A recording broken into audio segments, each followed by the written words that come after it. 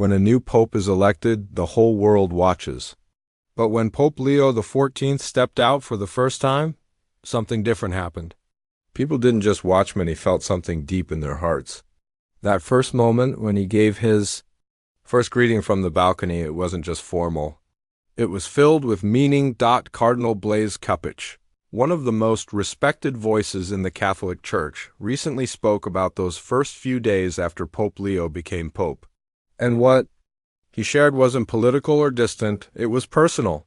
It was emotional.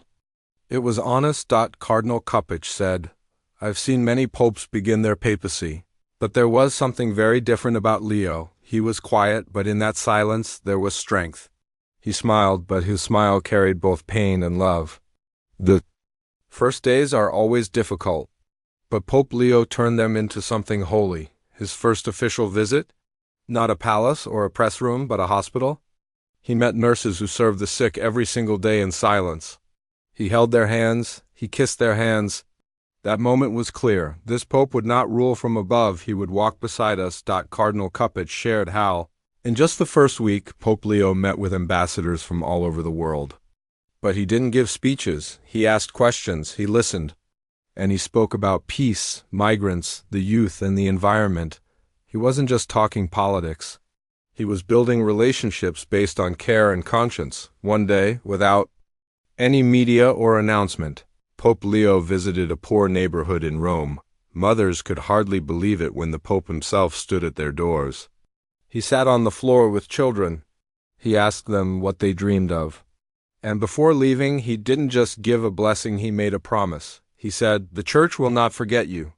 Cardinal Cupich said something that truly touched hearts. Pope Leo didn't just become the Pope. He became the conscience of the Church. In those early days, Pope Leo had a small private room prepared inside the Vatican. He goes there every day for half an hour in complete silence. No phone, no assistants, just him and God. In that silence he prays. He reflects. He listens for direction. One of the most surprising things he did, he wrote his first official letter to children. Yes, to children. In that letter he said, "You are our greatest teachers. You teach us honesty, you teach us simplicity, you teach us love." When Cardinal Cupich was asked what surprised him most about Pope Leo, he answered, "It's when he cries." He then shared a moment. One day, Pope Leo was shown pictures of refugee children from war zones. He didn't speak. Tears filled his eyes. After a long silence, he said, "I wish I could walk with them." This is leadership. Not the kind that speaks from a golden chair, but the kind that kneels next to suffering people.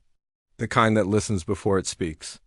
The kind that lets tears fall without shame. Pope Leo, in those early days, didn't try to show power. He showed love. Real human love. He brought dignity to those the world often forgets. There was a moment when he stood in a large crowd, not with bishops or politicians, but with street cleaners and janitors. He told them, "Your work is holy. It helps keep this world clean, just like our souls must be kept clean."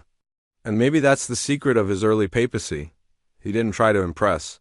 He tried to connect, to heal, to remind people that the Church is not a museum. It is a living, breathing family. Cardinal Cupich described how Pope Leo asked for one simple thing in his first week: that the Vatican open its doors wider, not just symbolically, but physically. He wanted more space. For the poor, more places for listening. More silence. Less noise?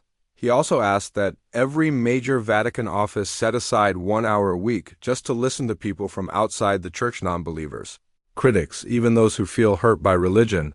He said, "If we don't listen to pain, we will never understand healing."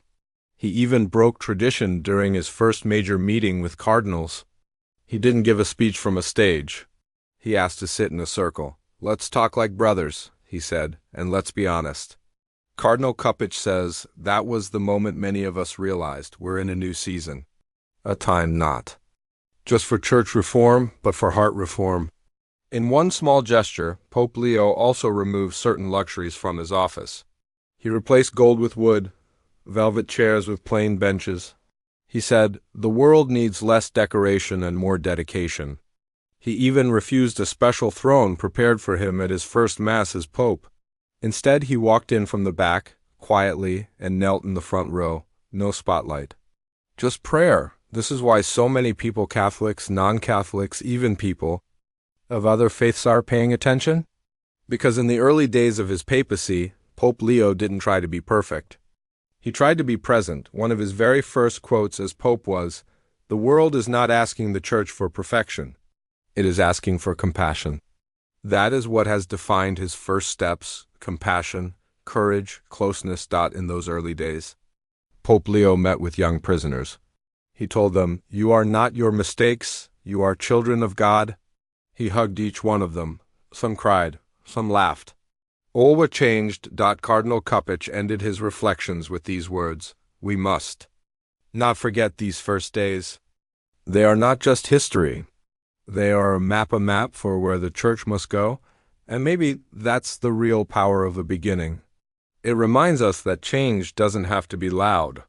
Sometimes the deepest changes begin in silence, in prayer, in small rooms, in honest words. If this story touched your heart, it's not just because of Cardinal Cupich's words. It's because of a deeper truth. Real leadership is not about control, it's about care. Pope Leo XIV's early days as Pope are more than a start, they are a sign.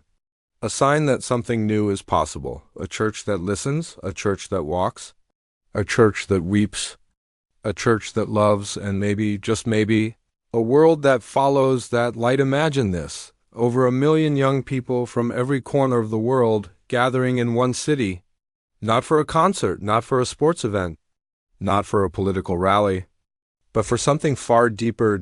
Hope. Yes. Millions of young people recently traveled to Rome for Pope Leo XIV's global Jubilee of Hope, and what happened there wasn't just a religious gathering. It was a movement, a spiritual earthquake, a loud cry from the youth of the world. We want something real. We want something that lasts. We want hope. This event was unlike anything the Church has seen in years. Streets were filled with flags from every nation, children singing in many languages, teenagers praying together, college students crying in silence. All of them drawn by one voice: Pope Leo XIV. From the first moment, it was clear this jubilee would be different. When Pope Leo arrived, he didn't ride in luxury. He came quietly, standing in a simple popomobile, waving at the crowd. But there was something powerful in that simplicity. When he stepped onto the stage, the crowd went silent. No shouting, no music. Just silence, and then he spoke. He said, "You, the young people, are not the future. You are the present. The world needs your courage today." Those words hit deeply. They weren't just a welcome. They were a challenge. A mission. Pope Leo didn't spend his speech giving instructions. He told stories. Stories of young people who chose peace in war zones, teens who saved lives in natural disasters, children who forgave instead of hating. And then he said, "This is why I believe in you more than anything else. You remind the world what love looks like." Throughout the week, thousands joined in group prayers across Rome. Parks turned into prayer circles. Museums hosted workshops on kindness. Even local Roman citizens who are used to tourists said they had never seen something so peaceful, so joyful, so full of light. There was one evening when the crowd gathered around the Vatican for a candlelight vigil. It stretched across streets and bridges. Pope Leo appeared on a simple balcony and began to pray, not with a microphone, not with a loud voice, but in soft, broken words. "Lord, let them be your fire. Let them be your voice. Let them be your light in this dark world." Many cried. Some hugged strangers. It was a moment that no one wanted to end. Cardinal Cupich, who helped organize the Jubilee, later said, "This was not just a church event. It was a turning point in the lives of millions." You could feel it in the silence, in the tears, in the songs sung under open skies. But what made this Jubilee of Hope truly powerful was how Pope Leo trusted young people. Instead of placing them at the back, he placed them at the front. Instead of giving all the talks himself, he invited teenagers to speak on stage. One girl from Nigeria spoke about peace. A boy from Ukraine talked about forgiveness. A student from Brazil spoke about saving the earth. And after each one, Pope Leo clapped with tears in his eyes. He later said, "The Holy Spirit does not wait until you're older. He speaks now, and he speaks through you." Workshops included topics like mental health, friendship, climate justice, digital ethics, and prayer in daily life. Young Catholics and non-Catholics shared ideas side by side. Some even said they had lost faith, but were finding it again. One 19-year-old from France said, "I didn't believe anymore. But something opened my heart again." A group from Chile said, "We came to see a pope, but we found a family." During one of the final days, Pope Leo led a walk through the ancient streets of Rome, but he didn't walk alone. He walked with refugee children, disabled youth, and kids from broken homes. Reporters tried to capture it, but they said there were too many beautiful faces to film.